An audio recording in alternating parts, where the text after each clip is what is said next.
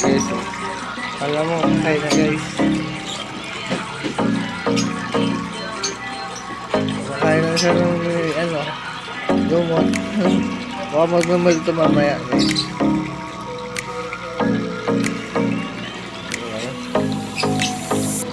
Okay. Mabalo na siya ng lumot guys. Guys, sa mga wala pa ng ating Red Super Saiyan rating mga guys, grabe ang laki. Ito ay babae mga guys. Ayan. Babae guys. Ang taba, grabe, laki ng ulo. Sarap na po yun ito guys.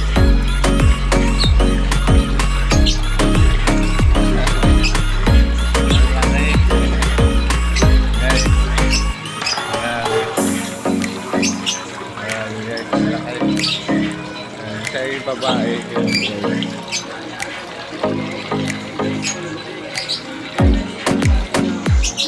ito na natin.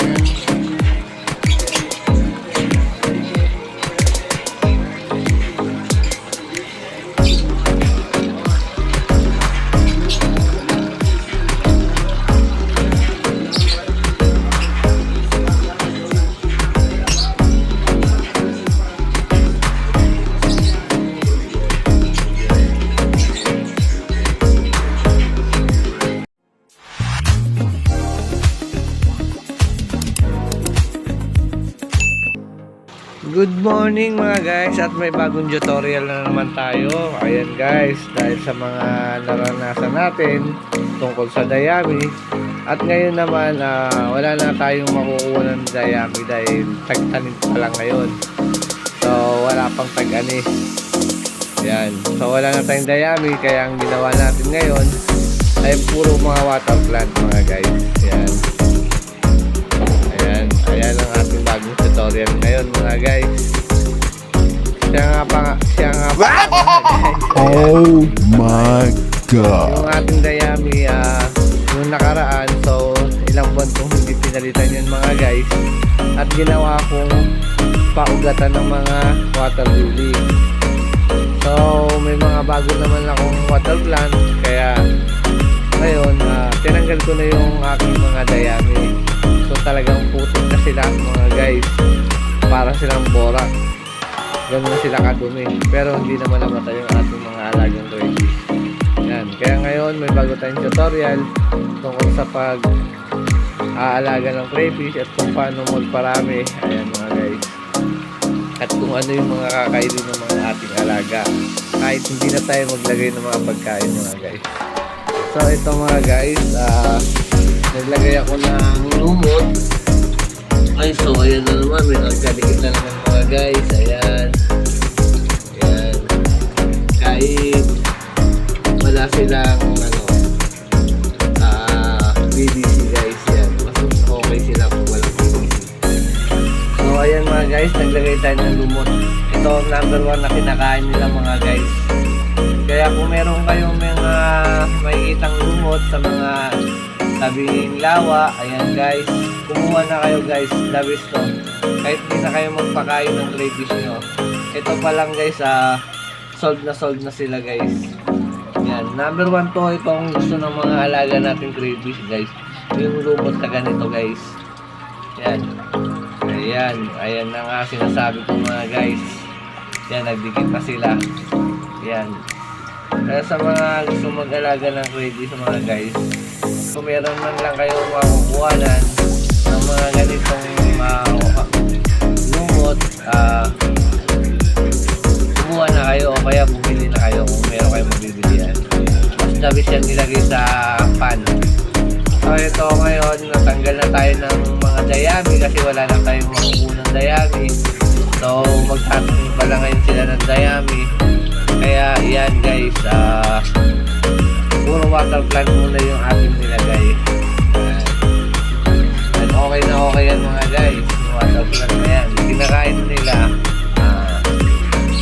nakakapagtanim pa sila. At napaparami natin yung mga water plant guys. So sobrang dami na Nilagay ko lang yan guys, konti lang guys. Yan. Kaya yan guys, sa mga baguhan, yan, nandito mag-alaga ng rabies siya. Maglagay kayo ng mga water plant. Pagkas nyo maglagay ng water plant, tubig mababaw lang, yung mga ganyan lang mababaw guys. Nakakakit sila ng ganyan. Tapos kung may makukunan kayo ng mga lumot, yan, kumuha na kayo, kaya bumili na kayo kung meron kayo mabili yan. Yan, dapat yan guys. Tapos huwag na kayo maglagay ng PVC guys. Ganyan, hindi naman sila nag-aaway. Okay na okay sila, oh guys. So, okay na okay yan. Oh, gadikit pa guys. Ito yung mga pambenta natin guys. Yan. Ito yung aking ginawa filter yan guys. Yan. Ayan. So, ito yung ating mga water plant. So, gusto nyo bumili guys. Marami tayo dito. Tapos yan guys. Yan, mga water plant natin. So, ayan ang aking mga alagang baby. Sa mga gusto mag-alaga, PM na lang kayo. Maraming tayo sa mga baby. Ito yung ating mga tagul guys. Gusto nila ng mga lumot guys. Yan. Hindi tayo na sa gusto talaga karami guys.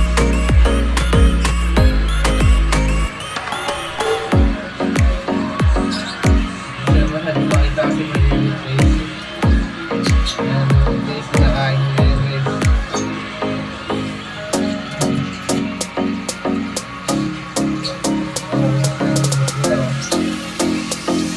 Malayo lang yun guys.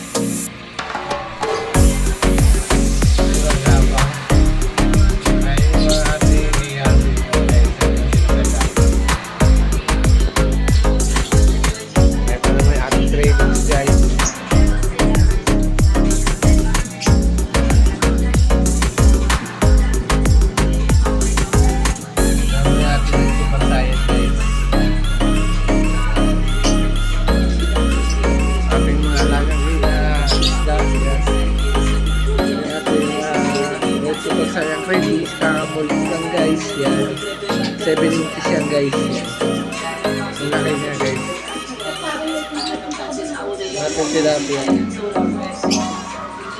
So ayan, ang aking set up. Yan guys. May ano pa, oregano. Para di sila ubuhin. So hanggang dito na lang. Good morning, good morning, good morning. Good morning. Ang laki guys. No?